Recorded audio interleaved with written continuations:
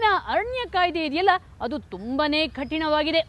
ಈ ಕಾಯ್ದೆಯನ್ನ ನಮ್ಮ ಅರಣ್ಯ ಅಧಿಕಾರಿಗಳು ಕಾಡಿನ ರಕ್ಷಣೆಗೆ ಬಳಸೋ ಬದಲು ಅದನ್ನ ಅಮಾಯಕರು ಅರಣ್ಯವಾಸಿಗಳನ್ನ ಶೋಷಿಸೋ ಸಲುವಾಗಿ ಬಳಸ್ತಿದ್ದಾರೆ. ಇದಕ್ಕೊಂದು ಸ್ಪಷ್ಟ ಉದಾಹರಣೆ ಏನಂದ್ರೆ ಬಾಗಲಕೋಟೆ, ಬೆಳಗಾವಿ, ಚಾಮರಾಜನಗರದ ಮೀಸಲು ಅರಣ್ಯ ಪ್ರದೇಶದೊಳಗೆ ರಾಜಾರೋಷವಾಗಿ ಕಲ್ಲು ಗಣಿಗಾರಿಕೆ ನಡೆಯುತ್ತಿದೆ. ಆದ್ರೆ ನಮ್ಮ ಯಾವ ಅಧಿಕಾರಿಗಳು ಅದ್ಯಾವುದೂ ಕಾಣಿಸ್ತಿಲ್ಲ. ಯಾಕೆ? ಅದಕ್ಕೆ ಒಂದು ಸಾಕ್ಷಿ ಕೊಡ್ತೀನಿ ಬನ್ನಿ. ಕಾಡಲ್ಲಿ ನಡೆಯುತ್ತೆ ಕಾಮಿಡಿ ಶೋ. ಇದು ಹಣ ನುಂಗೋ ಭರ್ಜರಿ ಶೋ. ಅರಣ್ಯ ಅಧಿಕಾರಿಗಳು ವನ ಮಹೋತ್ಸವ ಹೆಸರಲ್ಲಿ ಮಾಡೋ ಕಾಮಿಡಿ ಶೋದ ಒಂದೊಂದು ಝಲಕ್ಕನ್ನ ನಾನು ತೋರಿಸ್ತೀನಿ ಬನ್ನಿ. ಇದು ಬೆಂಗಳೂರು ಪುಣೆ ಹೈವೇ.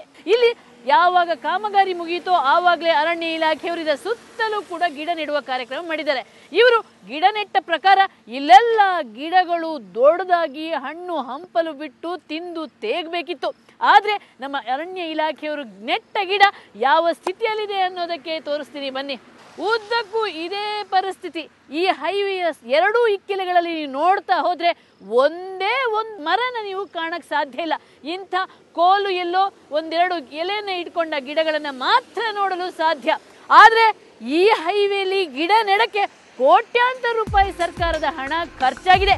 ಇದಕ್ಕೆ ಲೆಕ್ಕ ಕೇಳೋರು ಯಾರೂ ಇಲ್ವಾ?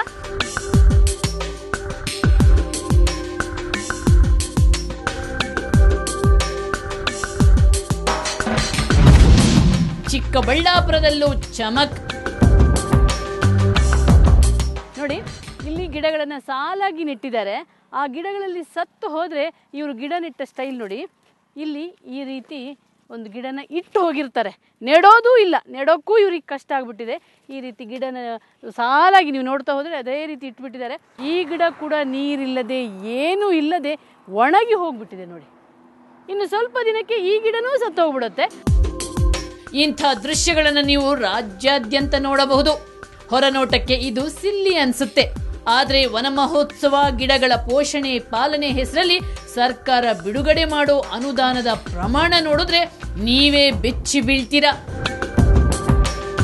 ಇನ್ನು ಈ ಅಧಿಕಾರಿಗಳು ಸರ್ಕಾರಕ್ಕೆ ಗಿಡ ನೆಟ್ಟು ಬೆಳೆಸಿರೋ ಲೆಕ್ಕ ಕೊಟ್ಟಿರೋ ಪ್ರಕಾರ ನಮ್ಮ ಇಡೀ ರಾಜ್ಯ ಹಚ್ಚ ಹಸಿರಿನಿಂದ ಕಂಗೊಳಿಸಬೇಕಿತ್ತು. ಮೀಸಲು ಅರಣ್ಯದೊಳಗೆ ಗಣಿಗಾರಿಕೆ, ಇದನ್ನ ನಮ್ಮ ನಾಡಿನ ದುರಂತ ಅಂತಲೇ ಹೇಳಬೇಕು. ಬೆಳಗಾವಿ, ಬಾಗಲಕೋಟೆ ಮೀಸಲು ಅರಣ್ಯ ಪ್ರದೇಶದೊಳಗೆ ರಾಜಾರೋಷವಾಗಿ ಕಲ್ಲು ಗಣಿಗಾರಿಕೆ ನಡೆಯುತ್ತಿದೆ.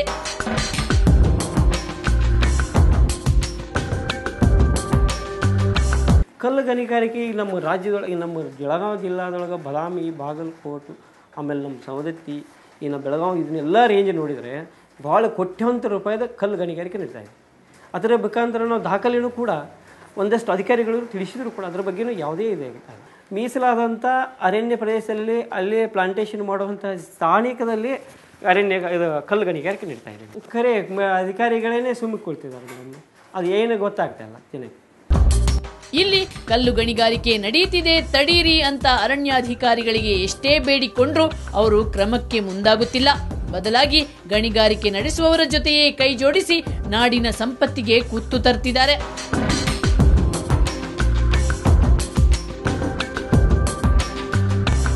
ಈ ರೀತಿ ಅರಣ್ಯ ಇಲಾಖೆಯಲ್ಲಿ ಭ್ರಷ್ಟಾಚಾರ ತುಂಬಿ ತುಳುಕುತ್ತಿದೆ.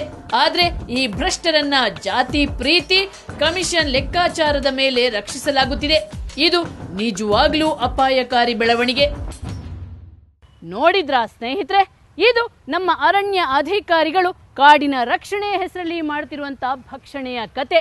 ಇವರು ತಪ್ಪು ಲೆಕ್ಕ ತೋರಿಸ್ತಾ, ಬಿಲ್ ಗೋಲ್ ಮಾಡ್ತಾ, ಕೋಟಿ ಮೇಲೆ ಕೋಟಿ ಲೂಟಿ ಹೊಡೆಯುತ್ತಿದ್ರೆ ನಮ್ಮ ಅರಣ್ಯ ಅಧಿಕಾರಿಗಳು ಸುಮ್ಮನೆ ಕೂತಿದ್ದಾರೆ.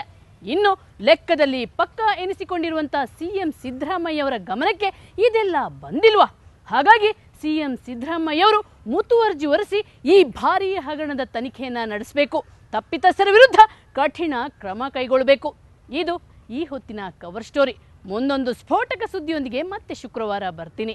ಅಲ್ಲಿವರೆಗೆ ನಿಮ್ಮ ಸುತ್ತಮುತ್ತಲೇನಾದರೂ ಅಕ್ರಮ, ಅನಾಚಾರ, ಭ್ರಷ್ಟಾಚಾರ ನಡೀತಿದ್ರೆ ನಮ್ಮ ಈ ವಿಳಾಸಕ್ಕೆ ಬರೆಯಿರಿ. ಕವರ್ ಸ್ಟೋರಿ ವಿಭಾಗ ಸುವರ್ಣ ನ್ಯೂಸ್ 24/7, ನಂಬರ್ 36, ಕ್ರೆಸೆಂಟ್ ರಸ್ತೆ, ಶಿವಾನಂದ ಸರ್ಕಲ್, ಬೆಂಗಳೂರು 1. ನಮ್ಮ ಇಮೇಲ್ ವಿಳಾಸ coverstory@suvarnanews.in. ನೇರ, ದಿಟ್ಟ, ನಿರಂತರ ಸುದ್ದಿಗಾಗಿ ನೋಡ್ತಾ ಇರಿ ಸುವರ್ಣ ನ್ಯೂಸ್ 24/7.